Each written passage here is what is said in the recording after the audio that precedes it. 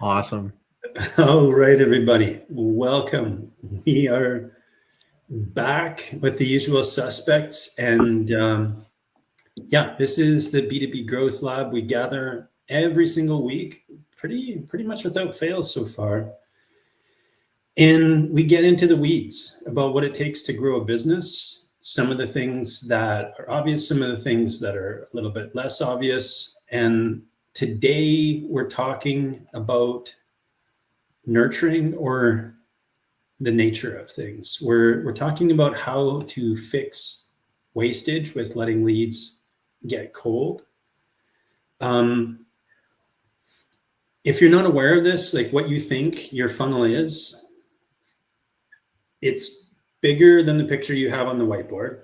It's bleeding leads on a daily basis. Most teams are either chasing the leads too soon or dropping them too early. And so nurturing is the goal of today's conversation. But we were discussing this before we went live.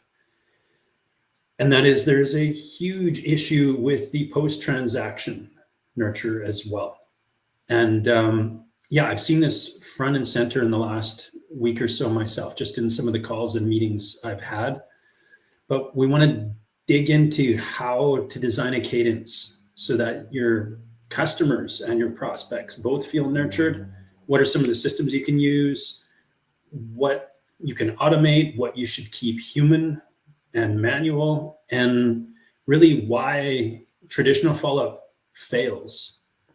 And also, I think we should discuss like messaging frameworks, because staying relevant to the position they are in the customer journey is a place that I see huge gaps that need to be filled quite often. So yeah, who wants to start digging into this mess?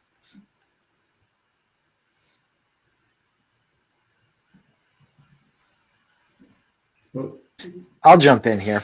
I think that a lot of times we like to blame sales for stuff like this. This is where we sort of get this Gordian knot, right? This great big sort of jumbled up mess, because sales job is to take leads and close leads, right? Qualify and close leads. Marketing's job is to get people to raise their hand and say, yes, I want to learn more. Product's job is to actually deliver on the customer experience, to give them what sales and marketing promised you could give them. And I think that if we have situations where, you know, things are dying on the vine, or where customer retention is low, it's often a communication problem, where what was promised is not what is being delivered. I would lean in harder and say almost always a communication problem. Almost always, because we can automate all sorts of beautiful things, and yet there are still humans involved. Those pesky human beings. Right? They're the sellers and the buyers. And so that's a place where miscommunication often happens, even in, post onboarding in the fulfillment side of things. I've still seen situations where expectations aren't being met, and that's because they weren't set up properly in the first place. And it's a really interesting question, right? Like how did you get that far and still think this is what we sold, right? Well, it's a burger joint, not a pizza shop. I would say though that a lot of times people get that far because they get excited, right? So typically this happens a lot with founders, where, if we're talking about a SaaS company, if it's a founder-led SaaS company, the founder gets very excited because this is their baby. They've developed it and they just want to get the cheddar. They want to make that money because they've worked hard and put in an investment. And so they will say things and are willing to close deals that probably shouldn't be said and probably shouldn't be closed. And then when they bring on someone to do marketing and bring on someone to help with sales, what happens? Well, those marketing people are being trained on the messaging that the founder said, this is effective. This is what closes deals. And so they're just following in this sort of false start. And it's, to be quite honest, a lot of times founders start off being very curious, but as the customer shifts, which they naturally do, as the customer shifts, those founders lose their curiosity, and they focus and care more about making money and not enough about actually delivering to their customers what their customers need. I back this up with another principle. I believe it's a principle. I think it's way beyond concept. And what I mean by it is there's a big difference between startup and scaling.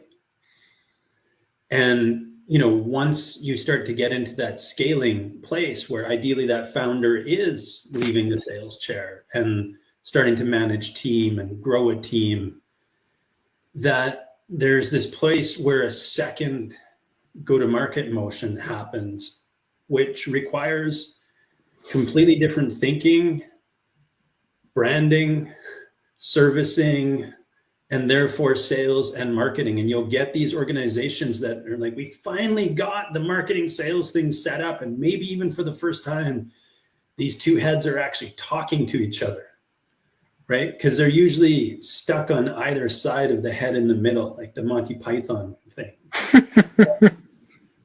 Unfortunately, they don't realize they have to change all of those things with this new offering. And so I think that's where some companies get really disjointed as well, because they're doing what works for the thing they did sell, but not for the thing they're now offering people. Yeah, well, I would maintain that they didn't know what they were really offering to people in the first place. Right. I got this amazing Japanese knife. I talked with someone a couple of weeks ago who they maintained that they were selling this one thing. When I got into the reviews, and just by reading the reviews, this came out. They didn't see it. I saw it. The customer was very clearly perceiving that they were buying something totally different, that they couldn't deliver on. Like there was no possible way for this company to deliver on that with the service that they were presently offering. There's just no way. Okay. And so it was why their retention rate was so low. And that's what I'm talking about, is that these founders, when you try and have a conversation with them about something like that, they can take it kind of personal. Because this is personal for them, right? Like, no, I know what my customers need. Well, when was the last time you actually talked to them and didn't have an agenda? Right. It brings something to mind. Like when you were describing that, I was visualizing clicking through to the Google reviews for Apple Co.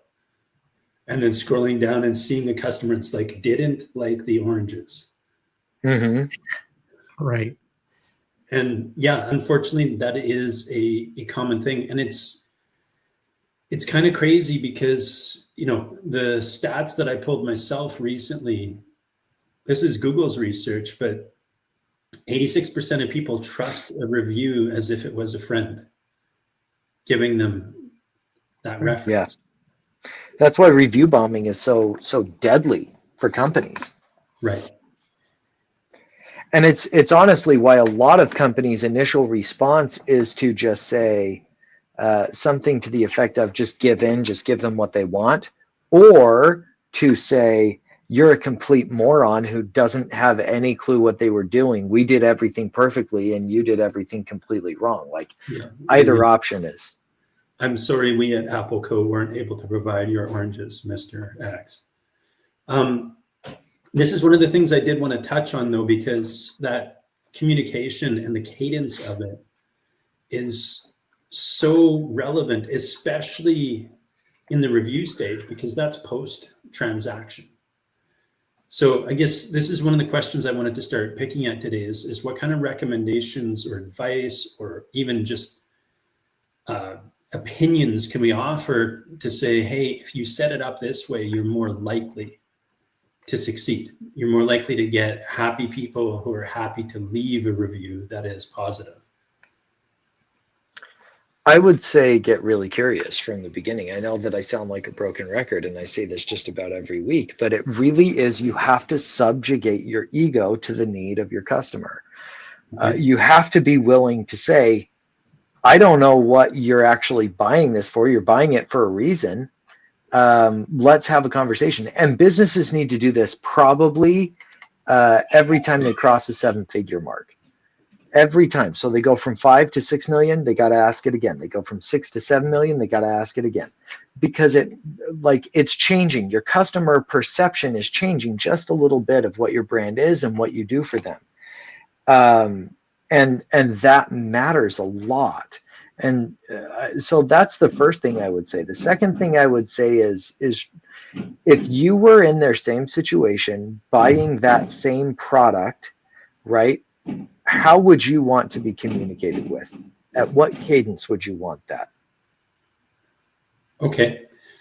So I'm going to keep on pulling the rug back on this one a bit. What would you say? I want to pull it out, partition it. So there's two types of startup. There's the funded and the unfunded, the bootstrapped, the sweat equity, blood, tears, whatever, labor.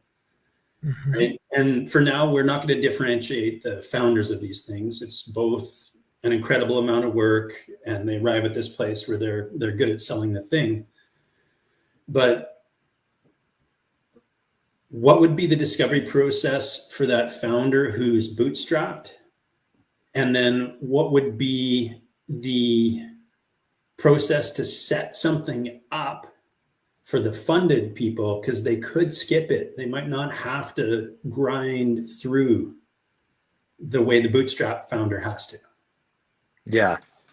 So if I understand the question correctly, and either of you correct me if I'm wrong here, but what you're asking is, what are the shortcuts to get this so that your sales process is really cooking with gas? And how do you be super curious so that you don't fall off that cliff that we've started talking about? Yeah, I would say you've got to do an outside hire with something like this. If you have a little bit of traction with an organization, you have to do an outside hire, because you cannot go into this thing with an unbiased opinion. As a founder, you just can't.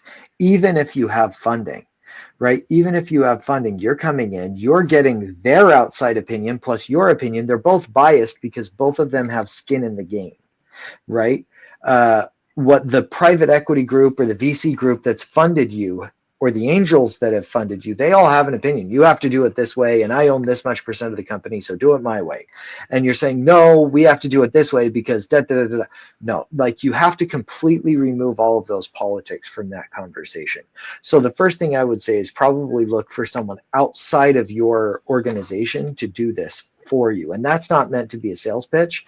It's meant to be the truth, right? Because you are coming at this with a bias. Everyone is inherently biased if they have money involved. So that's the first thing I would say. The second thing I would say is, honestly, don't be afraid to pay for people to have these conversations. Like, if you're going to do this, like, do it right. Be willing to pay these people if you need, like, to have these conversations. And talk to people who did not buy your product, but bought a competitor's product. And this is important as well. As you're having these conversations with these people, you have to make sure that they've purchased within the last, depending on if you're B2C or B2B. If it's B2C, then it's probably 3 months, just because human beings have memories of goldfishes now. If it's smartphones, man. If it's B2B, you've roughly got a year. So you want to talk with people who have hired a similar product, if not your product, right, within the last year. Because that way you're going to get a clearer picture of what is going on that sort of motivated them to hire you, and why, like, the outcome they wanted you to create. that's really important. Talk to people who churned out, because but it's got to be very, very close to the churn, because they'll be very, very clear on, when you hired us, what were your expectations? Don't ask what didn't we do. Don't ask why did you leave us, because you'll get garbage answers. You have to ask, what did you expect when you came in, and then how did what you experience not match your expectations? Because customer churn is not, how do I say this? Customers churn because their expectations and reality didn't match. And you have to understand the delta between those two. Mhm. Okay, so something I'm hoping, Rob, you'll kind of start weighing in on is, okay, so we do make the right choice. Get really curious, whether it's bootstrapped, whether it's funded. Say, reports from our customers really matter before they buy, in the buying process. How do they transition from market qualified to sales qualified lead, plus all the stuff that my broken record post transaction. Mm-hmm. How do you get that out of house person helping you train all the humans involved in all of those touch points, from lead to conversion to sale to onboarding to fulfillment, so that the whole team is pulling in that information as well? Right? There's like so much here, right? So much systems, so much humans, so much to pull on here. How does this go horribly wrong? You pay sales only for top line, right? They have no interest in margin of a job. So what do?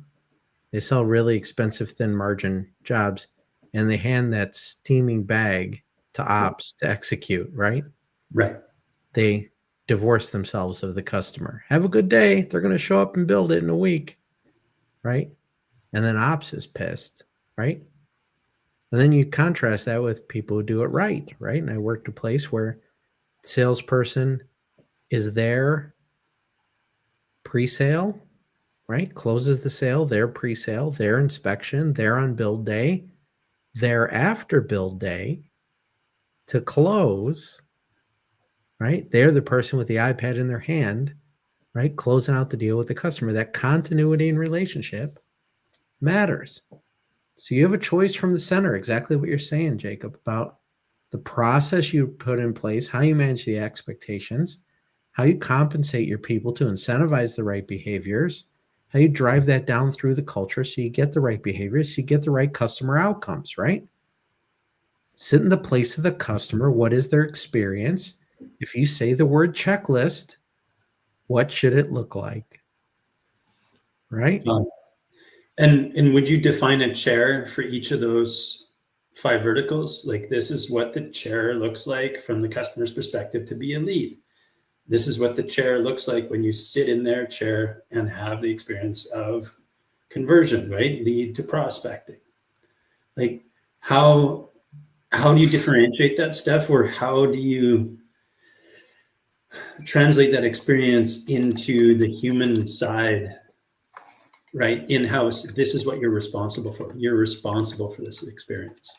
Yeah, there is that staging, absolutely that staging when it works well. When I've seen it work well, the point of continuity was the salesperson, but indeed at every different stage, there was a different group of utility infielders, right, who showed up. Right? Salesperson's there, but also the implementation consultant, also the process engineer, also, right? It's all, they bring whatever team matters for that meeting to that meeting based on that staging that you're talking about. You don't see those people all the time, but how do you quickly get to trust with them? Because the salesperson's there. Got it. Right? Because that's your point of continuity. You already have trust with that person. And if they're speaking for, if they show up with their badges all matched, they're all dressed and branded the same way, right?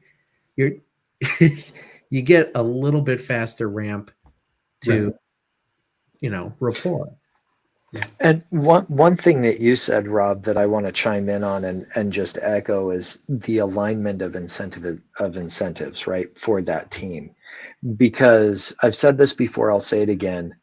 Incentives do way more to actually define a team than jerseys do. especially in sales disciplines. Yeah. Right. I worked in a business. I kid you not. Every March, we had postmortems for jobs, and they said we shouldn't do jobs where we need to dig in Nantucket in January and February. And yet what kept getting sold?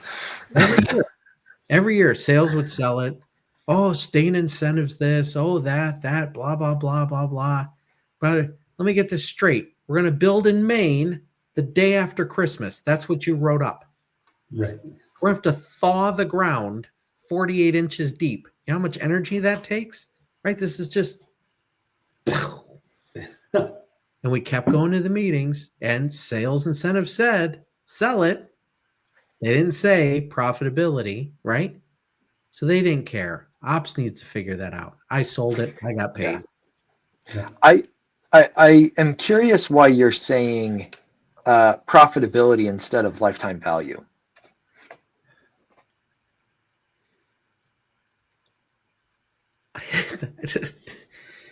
Very few people work in the business think about the lifetime value of the customer. And that's a problem. We do as business owners, but right. Your ops guy just cares what bag you handed them and how are they gonna keep that puppy in the black when they've only got 3% margin, right? Like they're just hating it. Well, this is why I'm saying why I'm bringing this up, because so there was a guy, his name was Bill. Shoot, it was a Danish name, can't remember. He was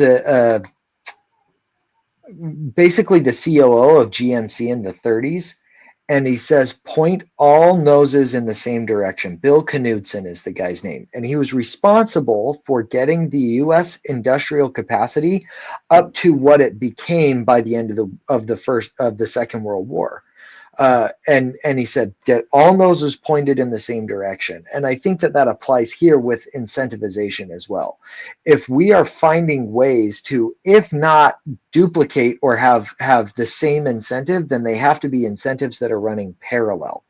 Profitability and lifetime value do run parallel, right? But if I can get my sales team incentivized on both profitability of the project and the lifetime value of the customer, and then get ops incentivized along that as well, think of what that does not only to the growth of my company, but to the profitability of my company. Because now I'm getting my team to think longitudinally, not just short-term, most profitable project. Yeah. Right.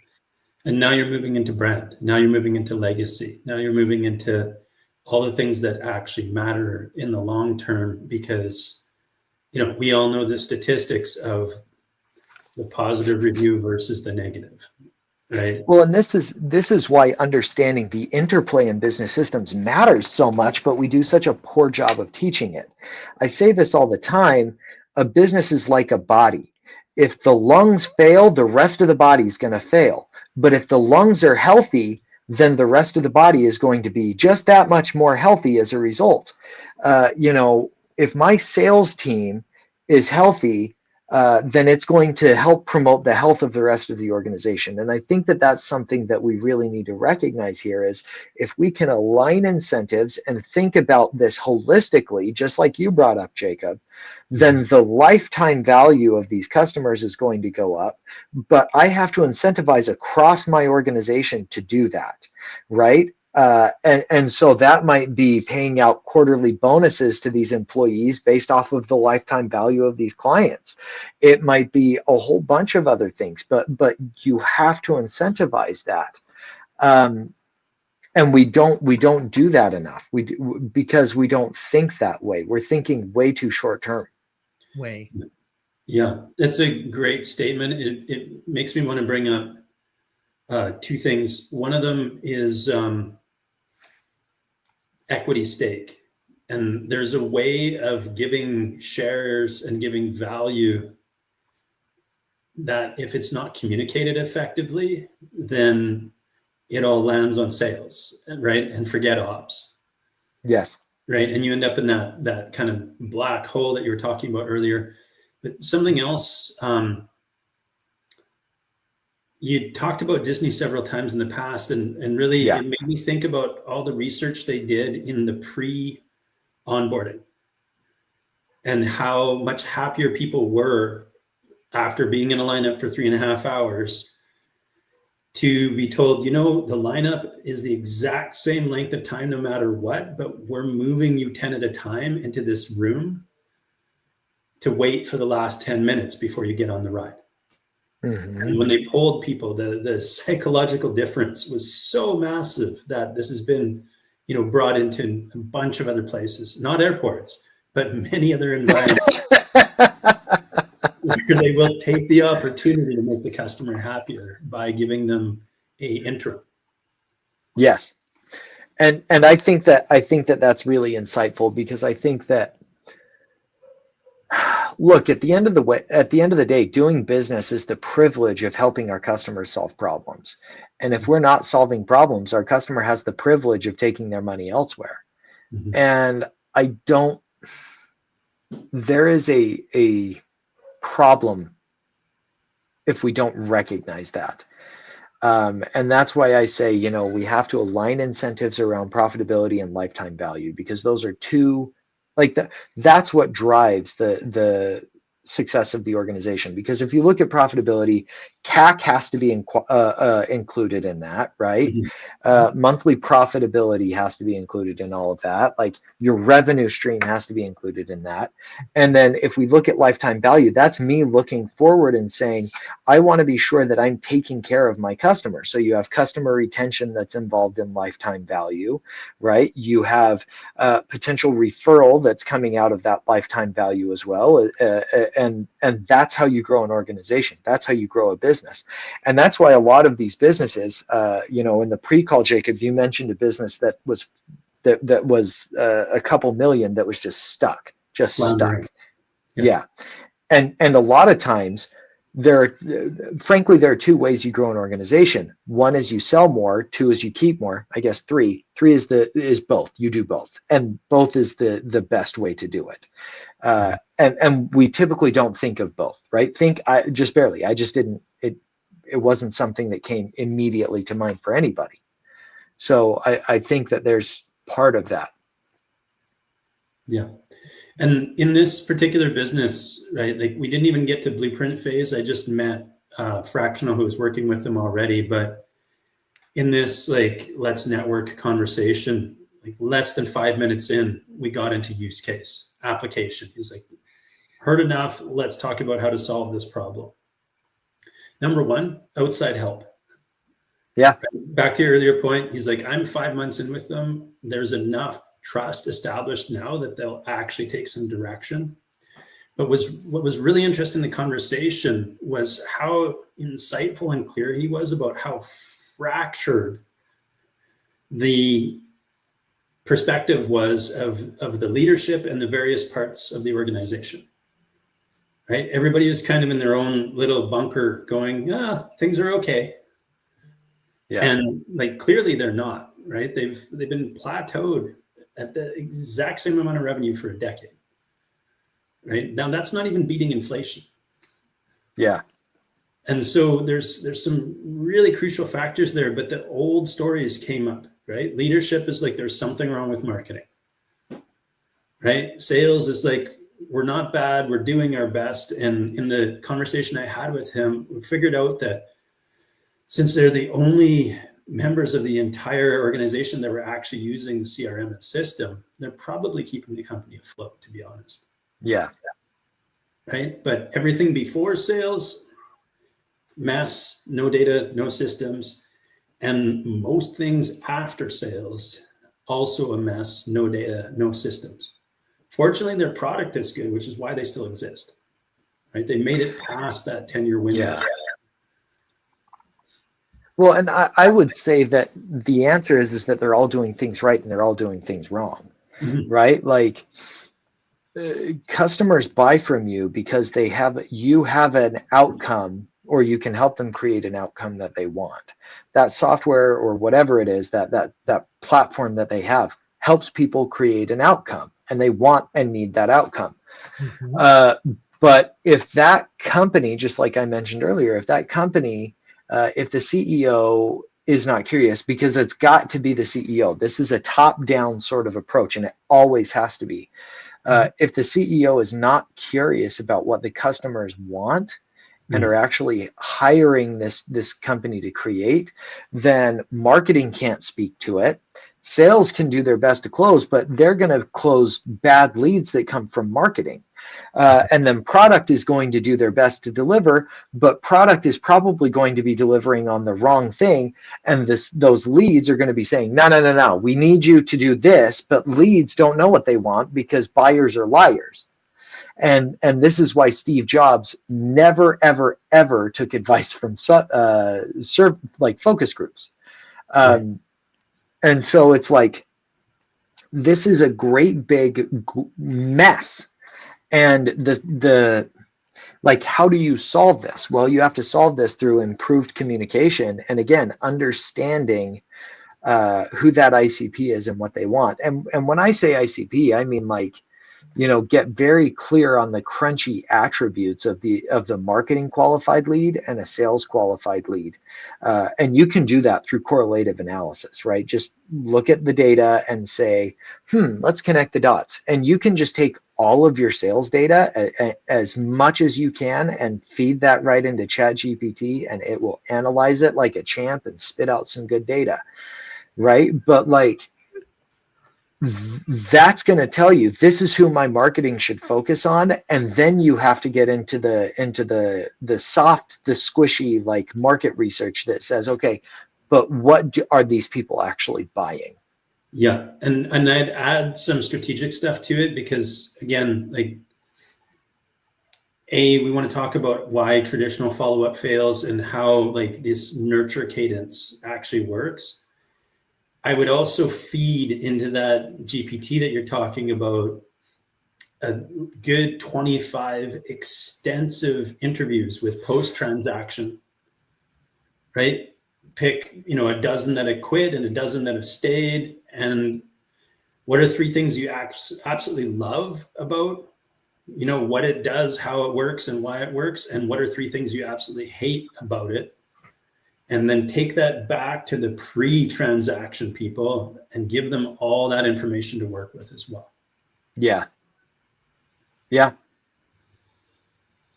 And if you're in an organization where the leadership is managing purely based on gut because they're uncomfortable with the realities and the exposure that the data will give them, you'll never do that until they are willing to face that nakedness, right? Just being laid bare in front of the data.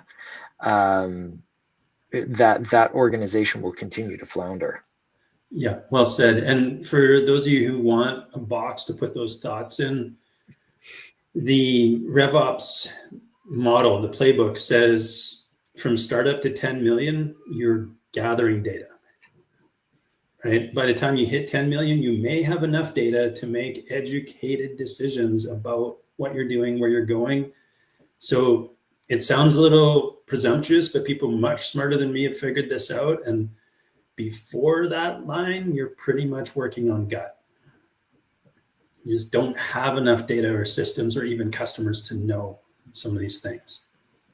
And I would add to this, right? Because someone might say, well, what's wrong with working on gut? What's wrong with making decisions based off of gut? Well, I'll tell you what's wrong with making decisions based off of gut. Your gut is a piece of crap when it comes to making decisions. Your gut is hardwired to make decisions based off of making sure you don't die. And it finds shortcuts, it makes assumptions, and it paints monsters where there aren't any. And so that means that you make terrible decisions when you make decisions based off of gut. So you gather as much data as you can, and then you make an educated decision. But here's the other part of it. We think, oh, well, people like Steve Jobs didn't make decisions based off of data. That is a complete and utter lie. They still collected data. They just had this feel for what the data was and wasn't. And I'll be honest, if Steve Jobs hadn't succeeded with Apple, it would have been with Pixar, or it would have been with something else, right? Because he just had a really good feel for what the data was saying and how to respond. And most people don't have that. They just don't. And you have to understand, in a scenario like that, you're dealing with an innovator. Right. And, to over explain that, I just keep going back to that Henry Ford quote because it's my favorite. If I'd asked what the market wanted, they would have said faster horses, not. Right. Right. Yeah. And I love that quote as well, because you can still see they wanted faster horses. Why did they want faster horses? Because they wanted to go from A to B faster. Well, if I can create a way for them to go from A to B faster, then I'll make more money. And it just so happened that it was through the car, not through a faster horse. Mm-hmm. Yeah. So do we ever, what kind of, back to expectations, right? Thank you. Along the pipeline. The best, in my opinion, don't just spend time saying what they do. They very clearly put the box around what they don't do. Where's the boundary of our product? Where's the boundary of our service? Where do we end? Like full stop? No, thank you. Not our model. We have a partner. I could recommend this, right? Right? We sell hoses, not sprinklers, right? Like there's and especially in the product marketplace, when you read the reviews like you guys are talking about, so many of them, it seems like sometimes 10, 15, 20% of them, you're like, they didn't know what they were buying. Yeah. Mm-hmm. And part of the knowing what you're buying is what you are buying and what you're not buying. Like, right. The best about it, don't just put sizes on there. They put a fitment guide for clothing. Right. Right. They don't just show the color. They tell you what the color is. And if that doesn't sync, it gives you the trigger to say, well, I need to look into this further, right? Because it says blue, but it looks orange. That doesn't make sense, right? Yeah.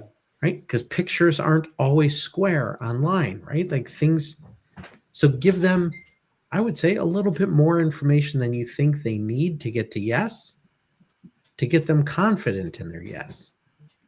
I just canceled a contract on this premise. And in this case, I was the buyer, but I did some outreach, talked to 3 different parties, like the guy I met. And one of them, he's like, our team can do it. I'm like, cool. Right? Meeting 1, meeting 2, paid on Friday, onboarding was on Monday. I'd asked for onboarding on Wednesday. There was a scheduling mix-up. I'd asked for onboarding on Friday. There was another scheduling mix-up. And I'm the dummy, right? Those flags were already up. Yeah. But Friday, Saturday, Sunday, Monday, Tuesday, Wednesday, I messaged back. I'm like, let's cancel this, right? Like those flags that I ignored have now turned into bright colored ones twice as tall. Right. Right. It's a monthly service. We are 6 days in. 4 days after onboarding, I want out now. And it took me 12 days from that moment on to still not get canceled. And I had to go through the financing company side of things and be like, tell them it's canceled. Wow. And yeah, it's just a nightmare out there. And I thought like business could be done in a business-like fashion. But after that first, no, we're not moving further, the next day I got like the first set of deliverables.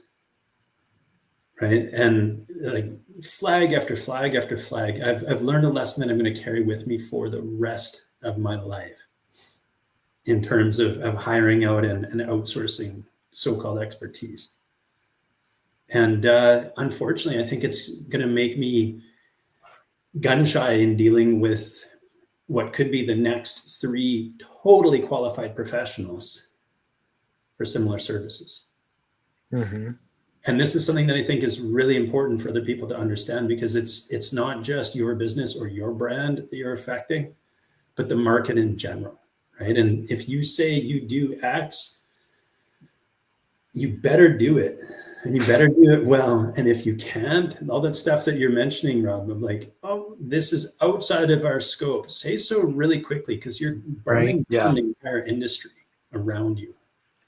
Tell me if it's on your pipeline, right? If it's coming up in 6 to 12 months, and we put that in our strat plan and we're going to have that, that's honest. Yeah. If it's not on our strat plan and our focus is different, we've chosen not to go that direction, that's also honest, right?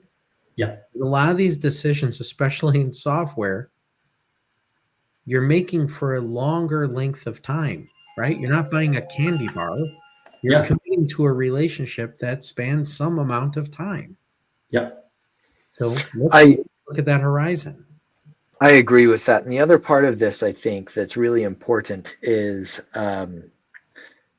the way that I describe it, just going back to your point a little bit, Jacob. Think of the last time you bought a toaster. Why did you buy a toaster? You bought a toaster because you wanted toasted bread. If the toaster doesn't toast bread, you get rid of the toaster. Right. And I think that, you know, what you're talking about is, and the story that you shared is, there are these soft things that are actually really important in terms of the decision that you're making that will instantly lead to regret. Remember, when expectations don't match reality, then the customer churns. Jacob's expectation, I'm going to schedule an onboarding call.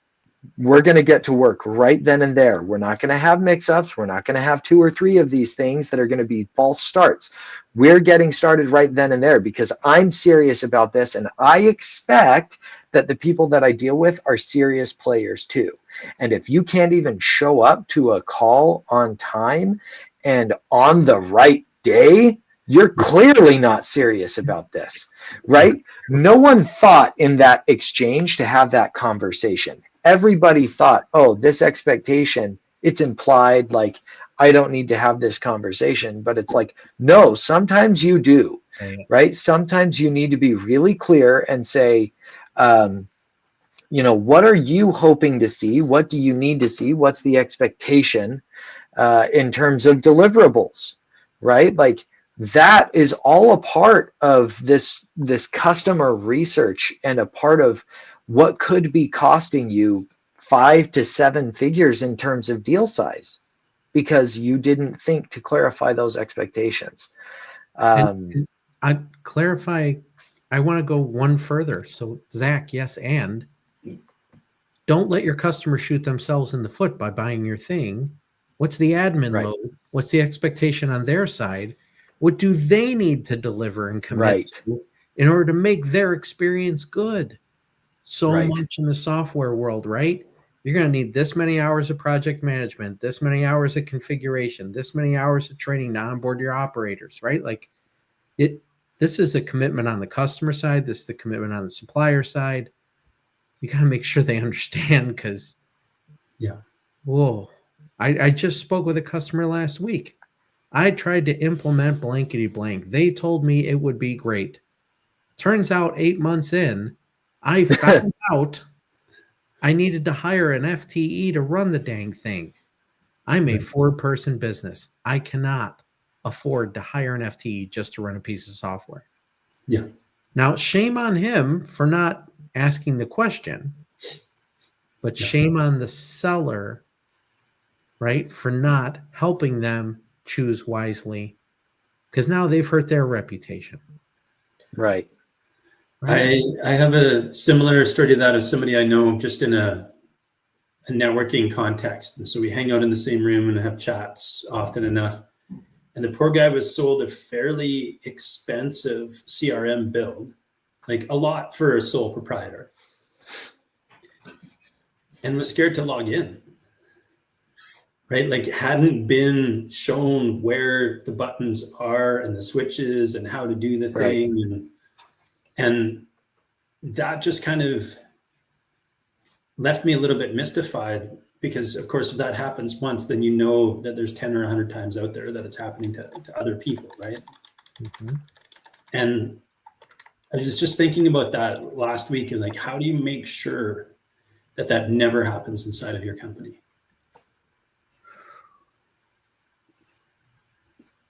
I don't like absolutes. I can't go with that.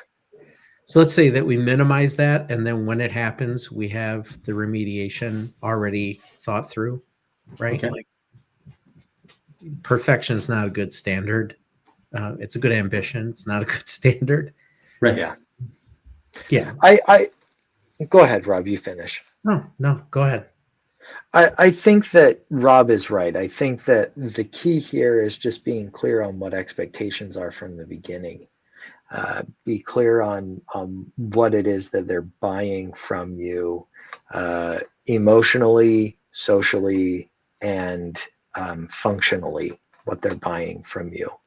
And then do everything that you can to deliver that. And like Rob said, you as a salesperson, your job is to constantly be qualifying out leads, not Yeah. qualifying them in. You're qualifying them out.